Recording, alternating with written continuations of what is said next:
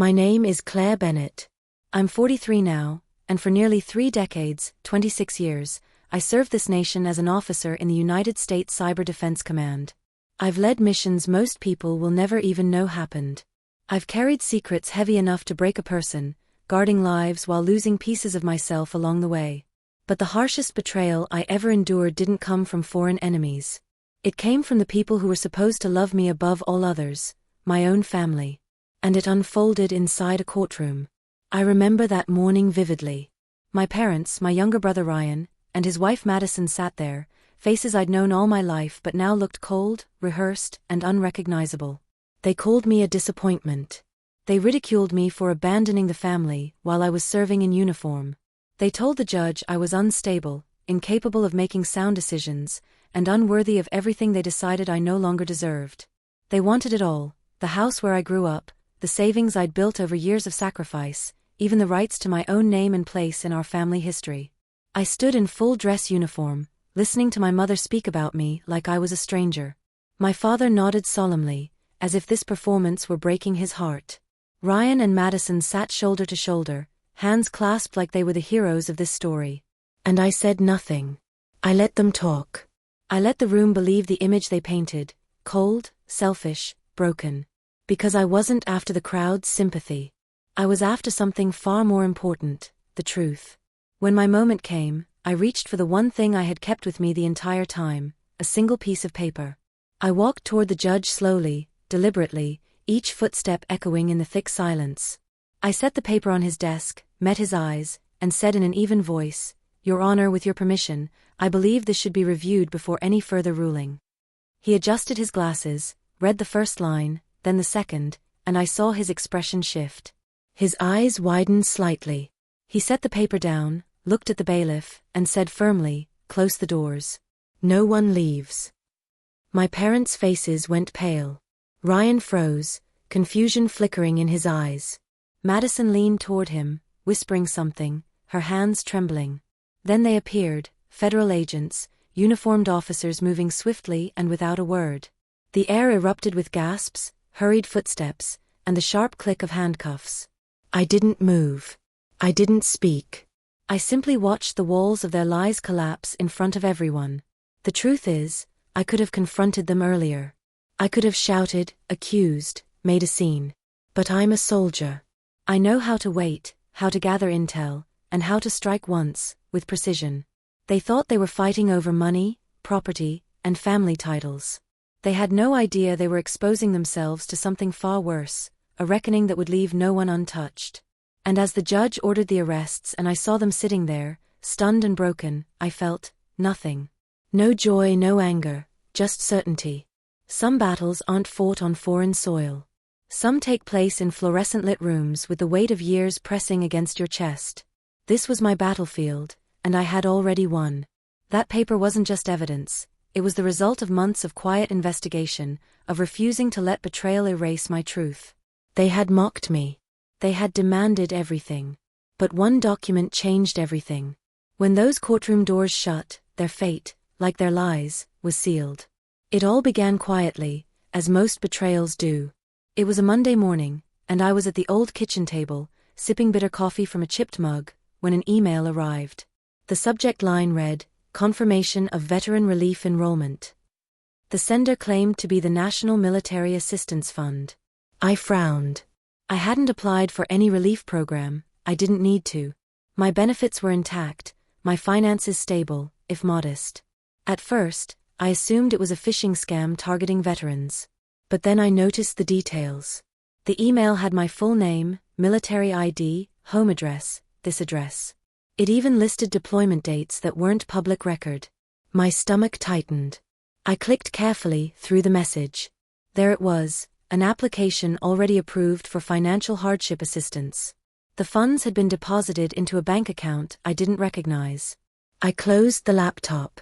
My hands were steady, but the cold knot in my chest grew tighter. Later that day, I made a discreet call to an old friend in federal finance, someone who owed me a favor. In less than an hour, the puzzle started to take shape.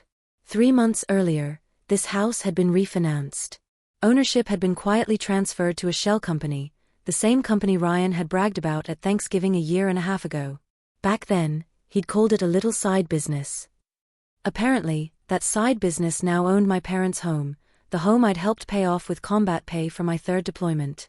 That night, I sat alone in the guest room, the last corner of the house that still felt like mine, reviewing the documents one by one. The signatures, the dates, the way my name vanished from the official record as if it had been erased. Then I spotted something small but telling, a faint blue smudge in the corner of the latest transfer copy. Printer ink. Ryan used to have those same stains on his fingertips when he was a teenager working at a print shop. No matter how hard he scrubbed, the ink always lingered. The next morning, I found him lounging in the living room, scrolling on his phone, Madison draped across his shoulder like some picture-perfect ad for suburban bliss. I held up the printed deed transfer and asked evenly, "What's this, Ryan?" He barely looked at it. "Just business. Mom and Dad signed off. Not a big deal." My mother's eyes darted toward my father. He cleared his throat but stayed silent. I pressed again. "Why is my name missing? Why wasn't I told?" Ryan shrugged. "You're never here. You don't need the place. We were just consolidating assets." I let out a brittle laugh. "Consolidating? That's what you're calling it now?" Madison chimed in, her voice syrupy. "Claire, you've been through so much. I think maybe you're overreacting. This is just practical for the family." The family, as if I was no longer part of that definition. I turned to my mother. Her hands rested neatly in her lap, the diamond in her wedding band catching the morning light. She wouldn't meet my eyes. I asked one last time, "Did you know about this? Did you sign it?" Her voice came out soft, almost hesitant. Ryan explained everything. "It's for the best." Something in me gave way, not loud enough to be seen, but quiet, like a hairline crack spreading through glass. I nodded once and walked out. No one came after me. In the hallway, I caught my reflection in the mirror, the uniform, the ribbons, the silent record of who I'd been and who I wasn't anymore. The rest of the day passed without another word on the subject. We ate dinner as if nothing had happened, talking about the weather, grocery lists, TV shows, but everything had shifted.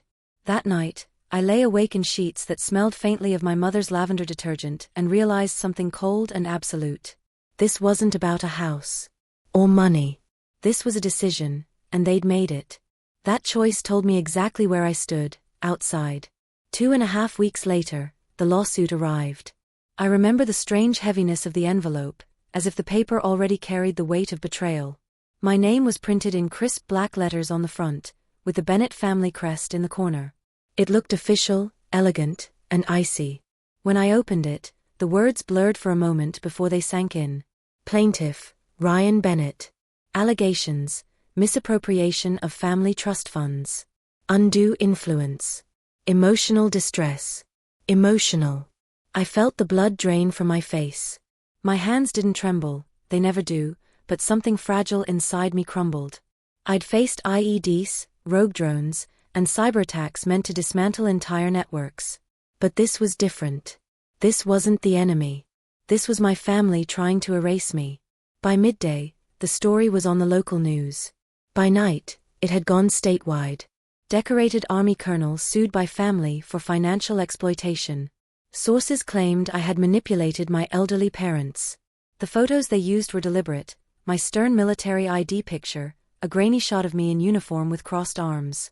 Images meant to make me look cold, unapproachable, dangerous. I didn't turn on the TV, but the calls came anyway. Old friends, voices careful and tense, trying to balance concern with curiosity. Some people didn't call at all.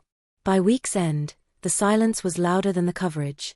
I remember sitting alone in a corner booth at the little cafe downtown, the same one I'd visited with my mom whenever I was home on leave. The waitress recognized me. I could tell by how her gaze flicked between me and the television mounted above the counter, where the news anchor's polished voice was recounting my supposed crimes. I left without ordering. I stayed quiet. Said nothing publicly. In the army, you learn that sometimes the worst move is to overreact. You wait. You collect. You watch. Still, the betrayal sat like a stone in my chest. One afternoon, an email from my commanding officer arrived, offering temporary administrative leave to address personal matters. The words were polite, but the message was clear: I was becoming a liability. I didn't argue. I accepted. The days blurred together. I spent hours combing through legal documents I never imagined I'd need to read: asset records, trust agreements, decades-old financial statements. Ryan's claim was that I had manipulated our parents into handing me control of the family's assets while home from deployment. He accused me of using my rank to intimidate them. Every line was crafted to wound, to turn my service into a weapon against me.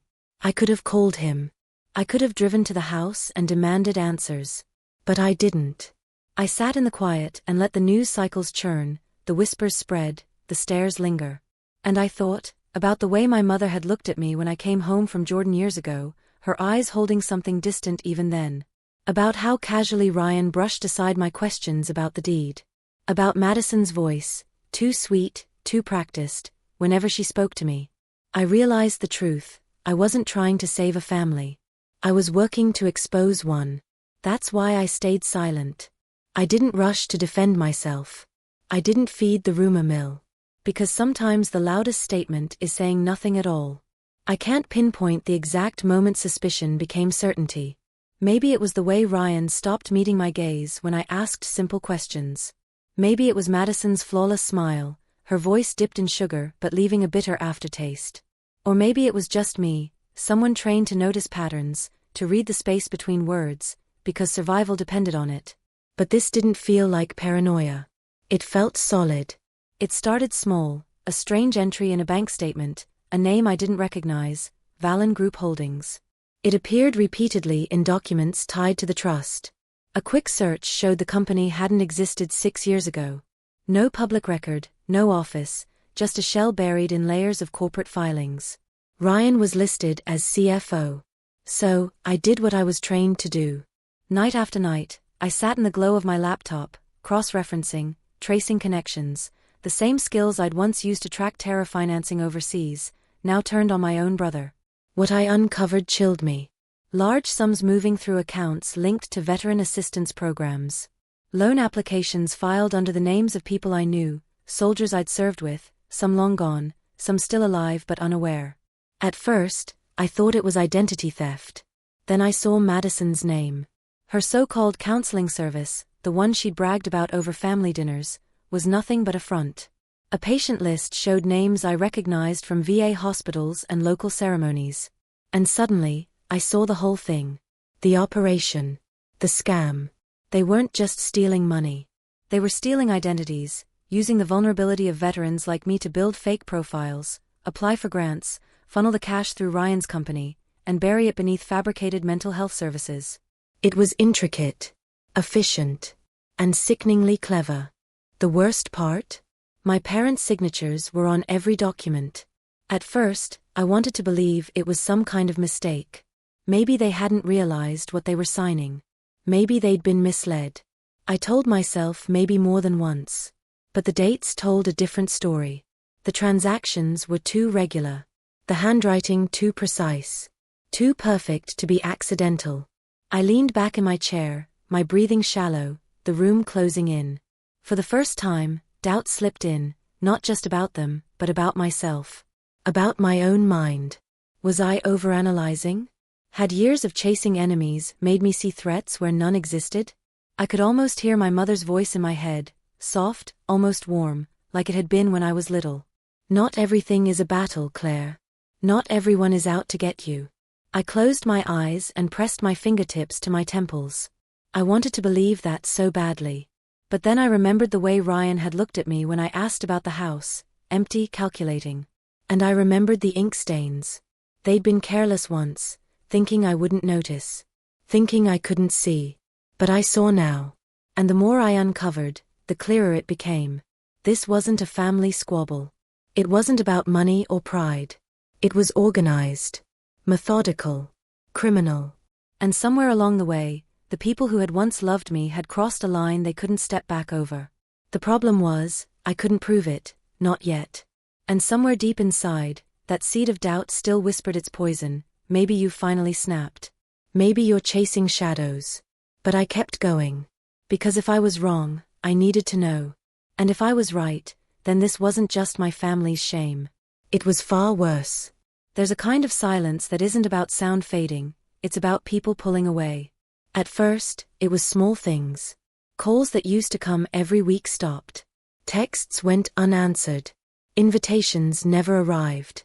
Friends I'd had for decades, some from my first years in uniform, others from the local community, began to vanish from my life. Not dramatically. Just gone, like fog dissolving in sunlight. Even my former commanding officer, the man who once told me I was the steel spine of his unit, started sounding different when we spoke. Careful. Cautious. Measured. I could hear the shift when he said things like, "Maybe you need some time to reset, Claire. You've been under pressure for a long time." I told him I was fine. I wasn't. And the quieter I stayed, the further the distance grew. The lawsuit had made me toxic. No one wanted to stand too close to the wreckage, not when the headlines painted me as a manipulative soldier exploiting her own parents. I stopped going to the cafe. Stopped going to the gym. Even grocery runs became tactical missions, in and out before the stairs could burn too deep. It was easier to be invisible. But the loneliness, it hollowed me out from the inside. I'd faced isolation before, in deserts halfway around the world, in windowless bunkers. But this was different. This was personal. This was the kind of isolation that whispered, maybe you were never really loved in the first place. And still, I kept quiet. Because under the exhaustion and despair, something else had started to build. I call it the hum, that low vibration in the back of your mind when instinct tells you there's more to the story. A thread buried deep, waiting to be pulled. So I started pulling. I began small. Reached out to old contacts, cashed in favors I'd been saving. Quiet, encrypted conversations. No paper trails. I reread every document tied to Ryan's company. Every grant Madison's therapy practice had ever applied for. I combed through public records, financial disclosures, social media footprints. Most nights, I worked in darkness, the only light coming from my laptop screen. The rest of the house asleep, silence pressing in on me like a weight. More than once, the despair tried to swallow me. On some nights, I caught myself whispering aloud, half to myself, half to ghosts, what if they're right? What if I really am unraveling? But the data didn't lie. Patterns emerged. Transfers perfectly timed with my deployments. Fake clients connected by shared IP addresses. Duplicate signatures. Digital fingerprints I'd been trained to spot. Then, a break. One flagged transaction routed through a foreign-owned bank I recognized from past classified operations. This wasn't just domestic fraud. It was bigger. International. For the first time in weeks, something shifted inside me. Not relief, not yet, but a flicker of oxygen in a sealed room. My pulse steadied. My breath came easier.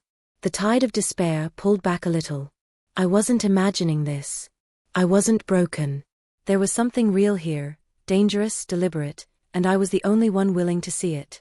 That spark of hope was small, but enough. I started sleeping again, fitfully, but sleeping. I began eating proper meals instead of surviving on caffeine and adrenaline. I remembered who I was. They had taken my reputation, my belonging, even my name in certain circles, but they hadn't taken my mind. And that was enough to keep going. I knew the fight ahead would be brutal. I knew that whatever I was uncovering wasn't just a family betrayal, it was far larger, far riskier. But for the first time in months, I felt steady. Ready. And in that quiet, I made myself a promise, this will not end in silence. Investigations aren't like in the movies. No sudden eureka moment, no dramatic soundtrack. It's slow. Tedious. Endless lines of numbers until your eyes blur. Following names through databases that lead to dead ends. Doubt becomes your shadow. But patterns always leave a trace. I started with what I already had, Ryan's Valen Group holdings. The surface details were clear, shell corporations, asset shuffling, questionable banking. But I knew there was more, something still buried. I powered up my secure laptop. Even on leave, certain doors stay open when you've spent your life in military intelligence. I wasn't breaking laws, just bending them. At first glance, the transactions looked routine. Business expenses. Equipment rentals. Consulting fees. All neatly itemized. But I wasn't searching for what was listed, I was hunting for what didn't belong. I set up filters to flag transfers just under reporting thresholds, scanned for odd currency exchanges, and traced offshore entities tucked away in tax havens. Hours bled into days before one payment stopped me cold. It had been routed through a foreign-owned bank that years ago had been red-flagged for laundering ransomware payouts. The name buried in the trail was subtle, hidden 3 layers deep: Haven Risk Management. I knew that name, from briefings, classified files, hushed conversations behind closed doors. Haven wasn't a harmless offshore consultant. They were tied to industrial espionage, targeting defense contractors, cyber infrastructure, and military supply chains. My fingers froze above the keyboard. This wasn't just about stolen money. This was about stolen information. I dug deeper. More transactions. More names. Madison's therapy practice, the one I'd always written off as an innocent side business, was getting large deposits from small nonprofits supposedly funding veterans' mental health programs. On paper, it looked like she was consulting on PTSD recovery projects. But the payments were far too big, the timing too exact. Then the final piece snapped into place. Many of those veterans were people I'd served with, or connected to bases where I'd been deployed. Some weren't real at all, fabricated identities used to file for grants and aid. And then I saw it: military clearance renewals. My breath caught. This wasn't just financial exploitation. This was the systematic extraction of personal data, the kind that could unlock restricted systems, the kind that could pierce national security. I leaned back, the weight of it all pressing down like lead. Ryan wasn't smart enough to build something like this. Madison wasn't either. Someone else was orchestrating it, they were just willing hands. I rubbed my eyes, exhausted, but kept going. I checked timestamps. Traced IPs. Every thread I pulled revealed more rot: offshore accounts tied to contractors the Department of Defense had already flagged, shell companies dissolved days after cashing in government checks, suspicious login attempts into secure military networks from civilian devices. It made me sick. This was a web of greed and espionage woven so carefully that, had I not been living inside this house, had I not known these faces, I would never have seen it. And they'd used me, my name, my service record, my deployments, my reputation, because who better to exploit than the soldier too busy fighting overseas to notice the war being waged at home? For a moment, my vision blurred. My hands trembled. But I forced myself to breathe. This is the part no one shows you, when fear and rage mesh so tightly you can't pull them apart. When you realize you weren't just a pawn, you were a shield. And everything you gave, every sacrifice, wasn't just ignored. It was weaponized. I could have walked away. I could have sent it up the chain. But I knew I wouldn't. I couldn't. I shut the laptop. My thoughts spun, but my pulse was steady now. The isolation, the bitterness, the betrayal, it had all crystallized into one decision: I was done staying silent.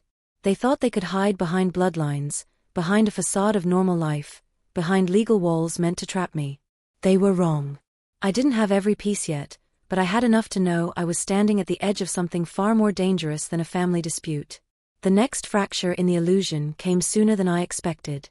I was still processing the scope of what I'd uncovered when I spotted a name in the metadata of one of Madison's supposed therapy reports: small, almost forgettable. An encrypted transmission from an IP outside the US. The name, Arvos International. Most people wouldn't think twice. But I knew it.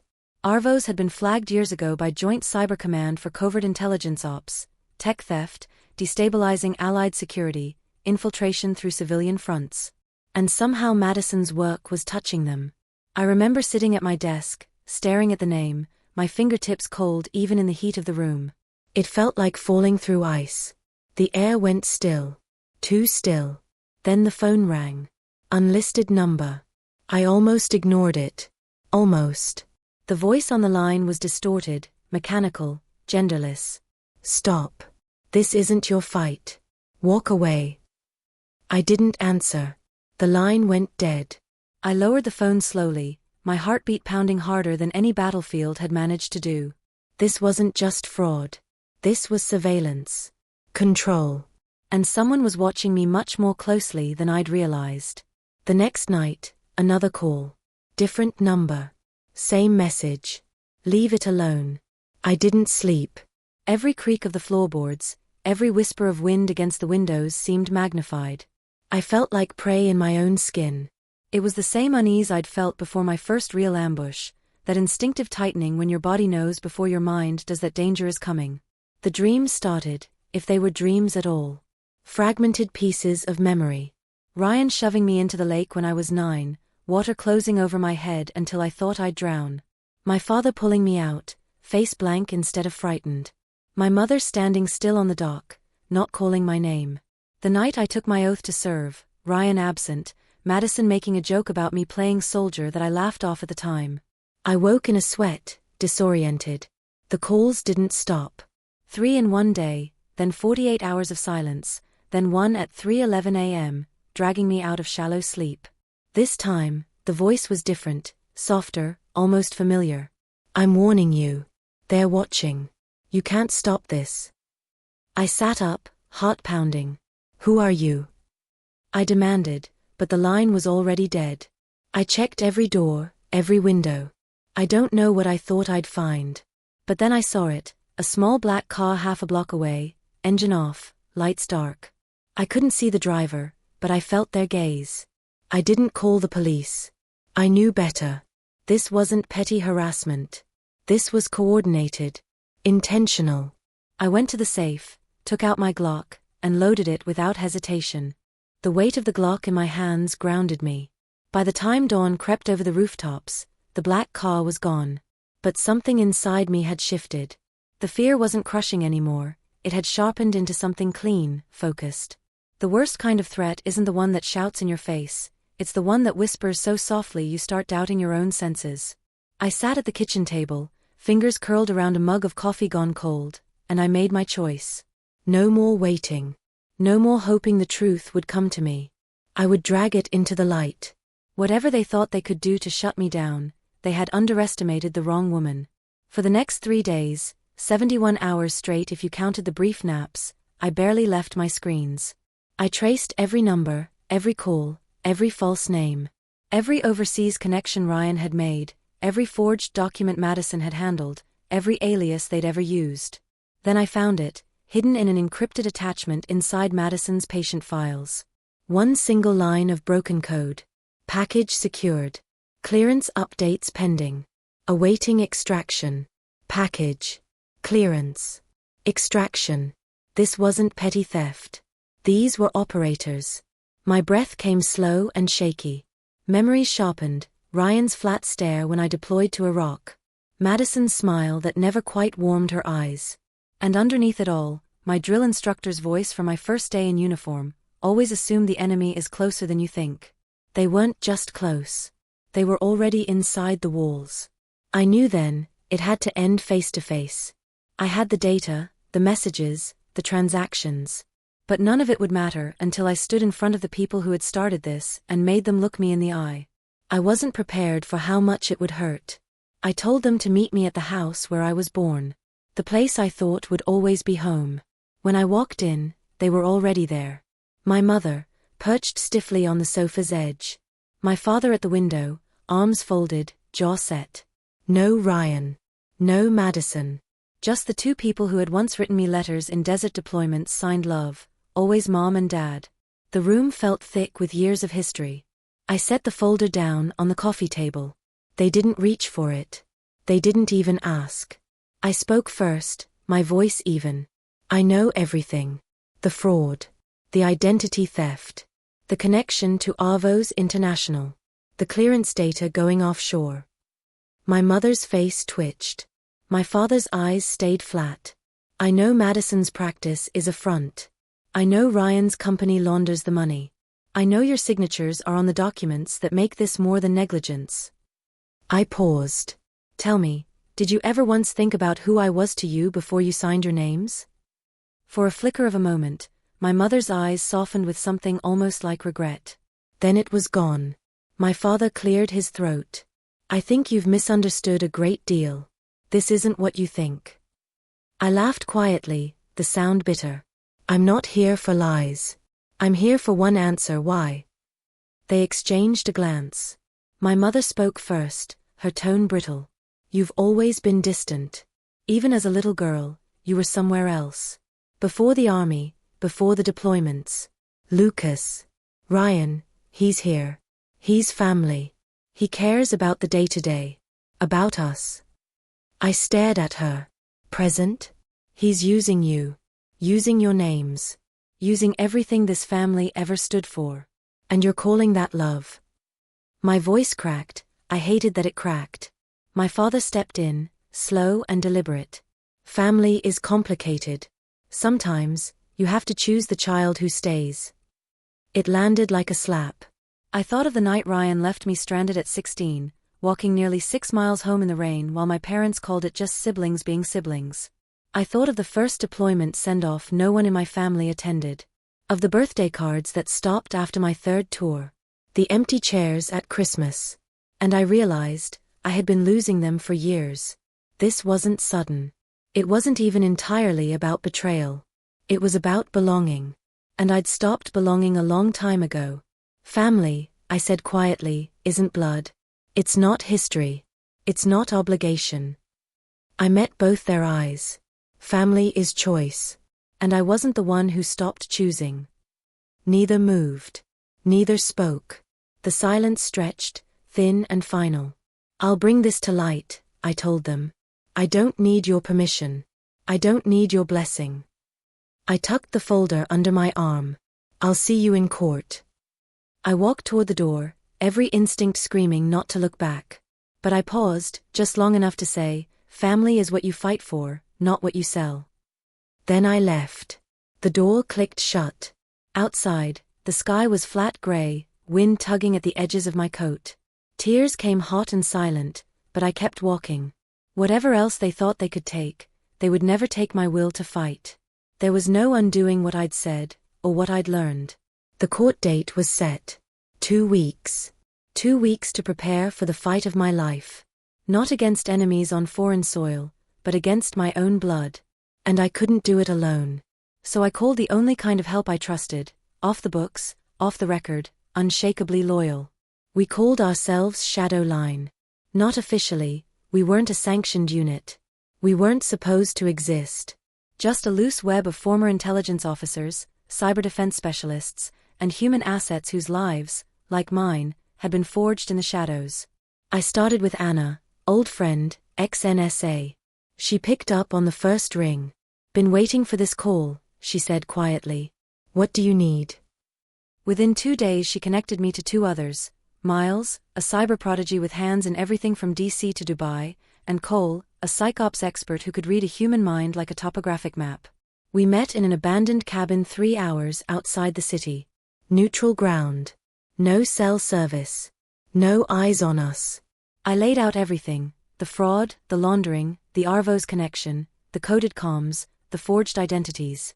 They didn't flinch. Anna shook her head. This isn't small, she said. You know that, right? This is layered.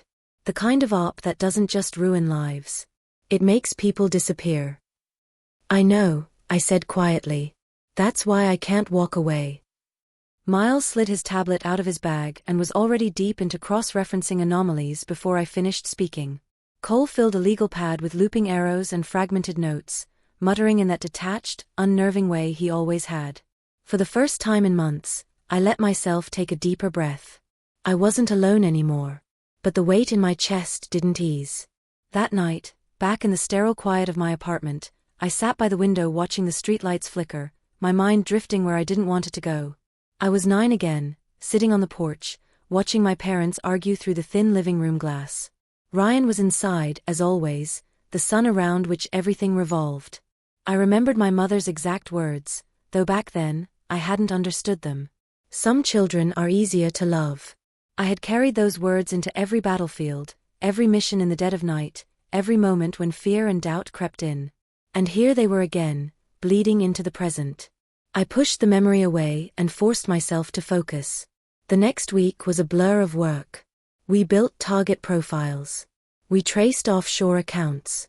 We secured counterintelligence evidence strong enough to hold in both civilian court and, if it came to it, a federal inquiry. With every breakthrough came more risk. One night, an envelope slid under my door. No return address. Inside was a single typed line in block capitals. Stand down or we take what's left. I burned it in the sink without a second thought. Fear wasn't an option anymore. By the 8th day, we had the full map, a digital blueprint of Ryan and Madison's network. Names, accounts, passcodes, meeting points with foreign contacts, including one captured on surveillance leaving the embassy of a hostile state. It was more than enough. But fear, quiet and corrosive, still lingered. I dreamed of Ryan's face. Of my father telling me I'd never really belonged. Of standing alone in the corner of the schoolyard while the other kids huddled together. Even with a team beside me, the loneliness stayed. But soldiers, survivors, move forward anyway. The night before the hearing, Anna pressed a flash drive into my hand. This is it, she said. Everything you need to bury them. Cole's voice was unreadable. You ready for what comes after? I met his eyes. I've been ready my whole life. And I meant it. Because when family becomes the enemy, it's not about winning anymore. It's about surviving. The day of the hearing arrived with the cold stillness of a battlefield at dawn. I wore my full uniform, not for sympathy, not for drama, but because it was the truth of who I was long before they tried to rewrite my story. The courtroom was smaller than I expected. Pale walls. Fluorescent lights. Too ordinary for what was about to happen. Ryan sat across from me with Madison and their attorneys. He never met my eyes. She gave me that brittle smile she'd worn the first time I met her, back before any of this had begun. My parents sat in the second row, my mother gripping a tissue, my father's hands folded, his face unreadable. Their attorney went first, a woman as sharp as broken glass, her voice smooth and practiced. She painted me as cold, manipulative. A daughter so obsessed with ambition that I'd stolen from my own blood. She spoke of my service as if it were abandonment. My sacrifice as if it were proof of selfishness. When they twisted my deployments into evidence that I was less of a daughter, less of a sister, I didn't flinch. When they suggested the war had broken me beyond repair, leaving me unstable, dangerous, even, I didn't blink. I'd been called worse by better. I thought of Iraq, of the wind that scoured the desert clean. Of the way bone turns white under the sun. And I remembered what we'd learned over and over, sometimes silence is survival. So I stayed silent. Even when Madison took the stand, hands folded, voice trembling, speaking about how she'd tried to reach me and feared for the family, I said nothing. It was performance art, a mix of lies, half-truths, and sentimental manipulation. The judge's face didn't change. And I waited. Through the jargon, the rehearsed pity, the careful destruction of my character, I waited. Finally, it was my turn. I stood, ignoring my family entirely, and looked only at the judge. Your Honor, I said evenly, I won't waste this court's time defending my character.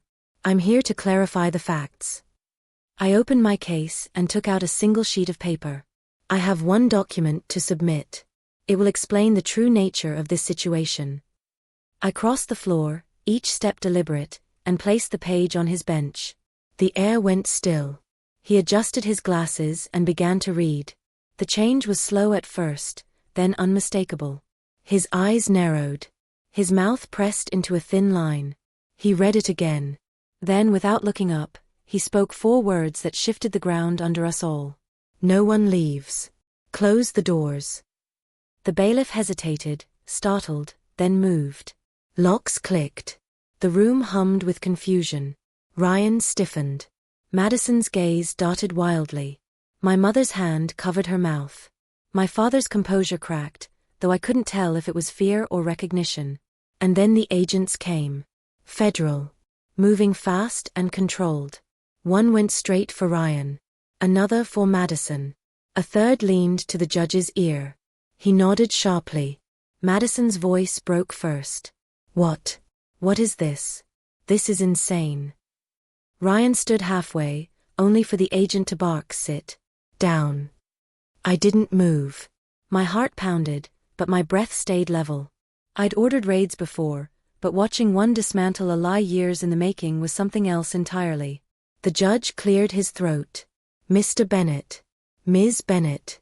You're being detained under suspicion of financial fraud, identity theft, and conspiracy to commit cyber espionage against the United States government. Madison's tears came fast. Ryan's face hardened into rage. And my parents said nothing.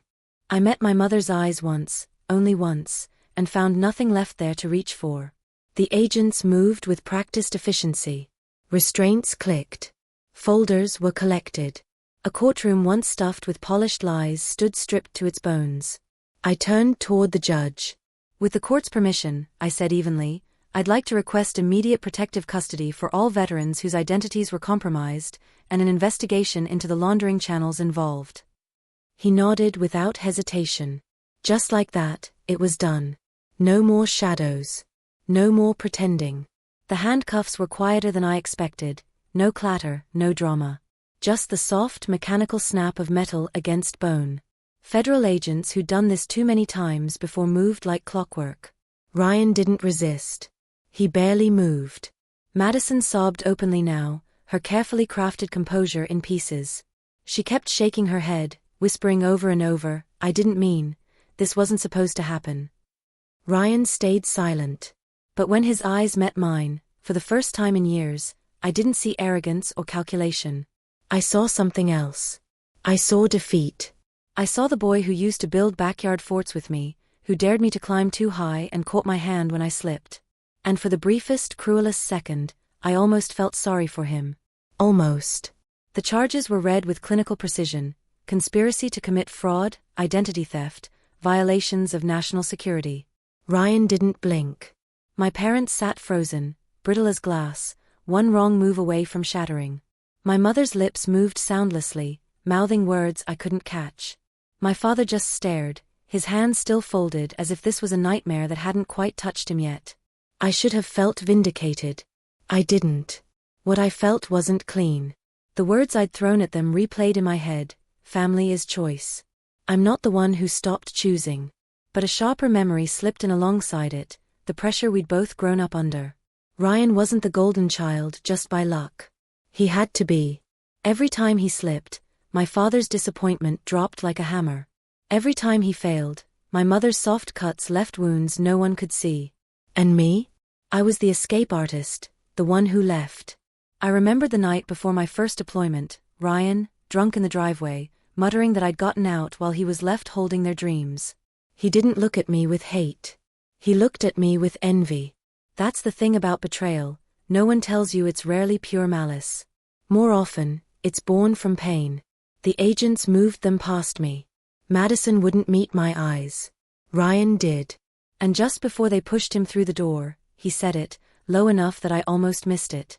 They made me. I could have dismissed it. Chalked it up to one last manipulation. But I didn't. Because the truth is never clean. I sat back down. My knees trembled, but my hands stayed steady, folded in my lap. My breathing was controlled. Inside, something splintered. The courtroom emptied slowly. My parents stayed put, statues carved from something fragile. I don't know how long I sat there before I stood and approached them like someone approaching an unpredictable animal. My mother's eyes were far away. My father's face, blank. For the first time they looked old to me, not cruel, not monstrous, just small. You should go home, I said quietly. My mother blinked. A single tear slipped free. She didn't wipe it away. Then she whispered something I'll never forget. We just wanted him to be someone. It hit harder than any accusation. Because in that moment, I understood, they had wanted Ryan to succeed because they had failed themselves. He was the vessel for their unfulfilled dreams. When I left, when I became something they couldn't mold, he was all they had left to shape. And they broke him. I exhaled, steady and controlled, but the hollow in my chest deepened. I left them there without looking back. Later, alone in my apartment, I sat by the window, watching city lights blur into the night, thinking about every choice I'd made. Every time I chose distance over closeness. Every wall I built high enough that no one could climb it. Ryan wasn't the only one shaped by expectation. In some terrible way, we'd both been broken by the same hands. I knew I'd carry that weight long after the case was closed. Justice isn't healing. Winning isn't peace. But still, I had chosen, and that choice was mine.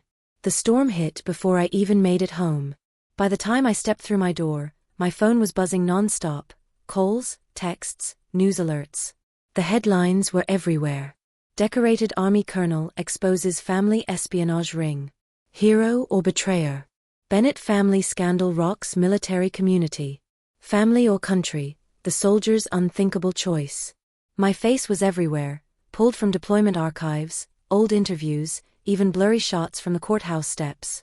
The story wasn't just national, it had gone global. The flood came with it. Some messages called me a hero.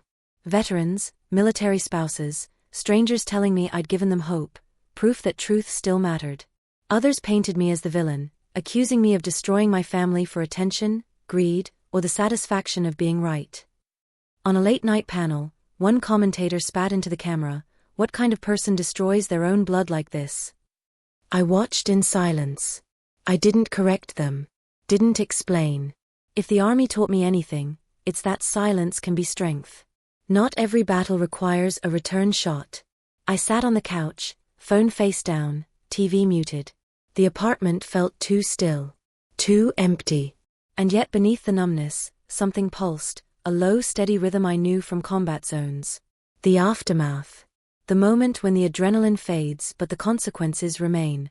I thought of Ryan's face when the cuffs went on. Of his whisper, "They made me." Of my mother's voice, soft and broken, "We just wanted him to be someone." And I thought of the little girl I'd once been, sitting on the porch in the dark, listening to the arguments inside, wondering why she always felt outside. The wave of attention lifted me high, then dragged me under. 1 minute, I was a symbol of integrity. The next, an anonymous target, accused of betrayal, of cruelty, of being less than human. I could feel myself slipping between the cracks, rising, falling, rising again. And then I remembered something my old CO told me during my first deployment, back when the weight of it all felt too big to survive. "Hold the line," he'd said. "Even when the ground shifts. Even when the noise is deafening. Hold the line." So I did. I turned off the TV. Shut down the feeds. Made tea. Simple. Steady. I reminded myself I hadn't done this for applause. I hadn't done it for punishment. I'd done it because it was right. Because silence isn't just the absence of noise, sometimes, silence is survival. The backlash came faster than I expected. Within hours, the news was everywhere: Ryan and Madison in federal custody, multiple charges pending, but my parents untouched. The official statement was clinical. Due to advanced age and medical concerns, Mr. and Mrs. Bennett are not currently facing prosecution. The public didn't care about the legal jargon. Talk shows flared. Commentators raged. Social media split like a fault line. Some argued mercy was the right call, that dragging two frail elderly people into court would serve no justice, only cruelty. Others were furious. They signed the papers, one headline screamed. They watched it happen, another read. Hashtags surged. Petitions spread. Even some who'd stood by me now questioned everything. Suddenly, I was the scandal's face. Every lens pointed at me. Every mic shoved forward. "What do you have to say about your parents, Colonel Bennett? Do you think justice was served? Did you push for leniency?" I didn't answer. Not once. The night after the story broke, I stood on my balcony, phone dark in my pocket, and listened to the city breathe below me. I pictured my parents in the same living room where so much of this began, my mother's trembling hands, my father's vacant stare. I thought of the weight of their choices. The weight of mine. And how none of it felt like victory. It would have been easy to speak, to explain I hadn't influenced the prosecutor, that this was never revenge, that I'd sought truth, not punishment. But I didn't. Because I knew words wouldn't matter. Not to those who hated me. Not to those who wanted to praise me. And certainly not to the family I no longer had. So I held the line. I let the headlines burn. Let the world spin. And I remembered something an old intelligence officer told me once in a briefing room in Kabul, words that had carried me through sandstorms, through firefights, through wars no one saw. Sometimes the loudest voice is the one that says nothing at all. Silence isn't surrender. Silence is survival. The first life I ever saved, I was 23. Not on the front lines. Not in the chaos of an ambush. In a dusty medical tent, miles from anything resembling civilization. A young corporal, barely more than a boy, was bleeding out from shrapnel wounds. I remember the weight of his body as we lifted him. The way his eyes locked onto mine, terrified, pleading. I remember whispering over and over, "Hold on. Just hold on." And he did. That moment never left me. Not through the years, not through the battles, not through the betrayals. Now, standing at the edge of something new, I thought of him again. Because saving people doesn't always look the way you expect. The Sentinel Foundation started as nothing more than an idea, a whisper, a need. I funded it quietly at first. No press. No spotlight. Just a handful of people I trusted, those who knew what it meant to serve and come home changed. The mission was simple: protect those who couldn't protect themselves. Veterans defrauded, manipulated, discarded by systems too broken to notice. We offered legal aid, cyber defense, identity protection, counseling. But more than that, we offered something I'd gone years without, someone who believed you were worth saving. Some days it felt small, like bailing water from a sinking ship. But then came the letters, the quiet thank yous, the moments when a single intervention shifted the course of a life.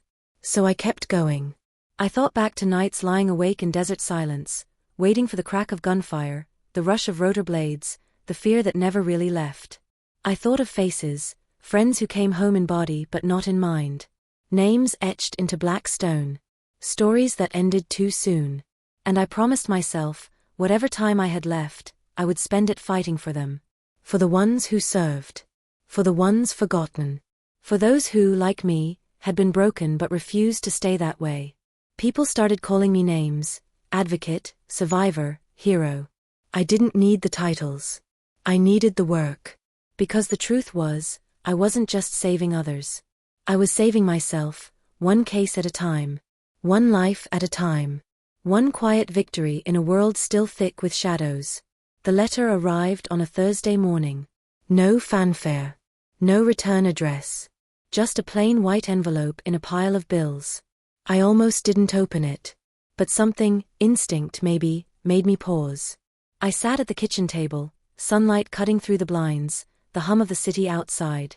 I slid it open and pulled out a single sheet of paper, handwritten, neat, deliberate. It began simply. "Dear Colonel Bennett, you don't know us, but because of you, our family is still whole."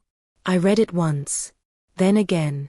They told me their story, how a fake veterans charity drained their savings, how they almost lost everything, how no one listened until someone from the Sentinel Foundation stepped in, stopped the fraud, recovered what they'd lost, and shielded them from further harm. They wrote about fear. About shame. About the quiet weight of being deceived and left behind. And then near the end, they wrote the words that caught in my throat. "We thought we didn't matter. That no one would fight for us. But then you did." I sat very still. The letter trembled in my hands, not from weakness, but from something else entirely. I thought of the first soldier I'd ever saved, the look in his eyes as we pulled him back from the edge. I remembered the weight of him in my arms, the way time had warped and slowed until there was nothing left but the determination not to let go. And I realized, this was the same fight. Different battlefield, same mission. Something shifted inside me. It was small, tentative, but real, a smile I hadn't felt in longer than I could remember. I traced the words with my fingertips, feeling the texture of the paper as if it could anchor me to this moment. For the first time in years, maybe decades, I felt lightness. Not the absence of grief. Not the erasure of pain. Just the quiet truth that life could still offer moments of grace. I folded the letter carefully and placed it in the drawer beside my medals. Outside, the city kept moving, the news kept spinning, the world stayed loud and restless. But in that stillness, I held on to one truth: saving someone doesn't always come with applause. Sometimes it comes with silence. Sometimes it comes with a single letter. And sometimes, that's enough. I stood at the water's edge as the first light broke across the horizon. The ocean stretched endless, unhurried, the air sharp with salt and the breeze cool against my face. I closed my eyes and listened. For the first time in what felt like forever, there was peace. Not the kind that erases memory or pain, but the kind that comes after carrying the weight, weathering the storm, and somehow making it through. I thought of every step that brought me here. Of Ryan, the boy he had been, the man he chose to become. Of my parents, what they gave me, and what they took away. I thought of the battles fought overseas, the ones waged in the dark corners of my mind, and the ones I fought here at home, where there were no cheers, no medals, and no one keeping score. I thought of strangers carrying their own private wars, the survivors, the voices I'd met through the Sentinel Foundation who reminded me, every day, why the fight mattered. In the military, you learn something no one talks about much: not every battle is loud. Some are fought in courtrooms, in back offices, in the quiet spaces between breaths where choices are made and lives are changed forever. Some battles you don't choose, but you fight them anyway. Not for revenge. Not for recognition. But because sometimes the line between right and wrong isn't blurred at all, it's clear. And someone has to stand on the right side of it. I opened my eyes. The waves kept their steady rhythm. The wind whispered through the grass. And somewhere deep inside me, the weight of the past no longer pressed so heavily. I let the silence stretch. I let the air fill my lungs. Because I'd learned something else too: some battles are fought in silence. And sometimes, that silence is the loudest victory. I stood there for a long while, just breathing, just existing. And when I finally turned away, I carried that stillness with me, not as armor but as grace. Before we part ways, I'd like to know, where are you listening from? Is it a quiet morning with a warm cup of coffee, or a late night where stories like this keep you company? Share it in the comments. We read them all with gratitude. If this story found its way to your heart, consider subscribing. Not just to hear more stories like this, but to be part of a community that still believes in kindness, healing, and second chances. Thank you for spending your time with us. Wherever you are, I hope you carry this story with you. And remember, sometimes the miracle doesn't knock on your door. Sometimes, you have to be the one to open it.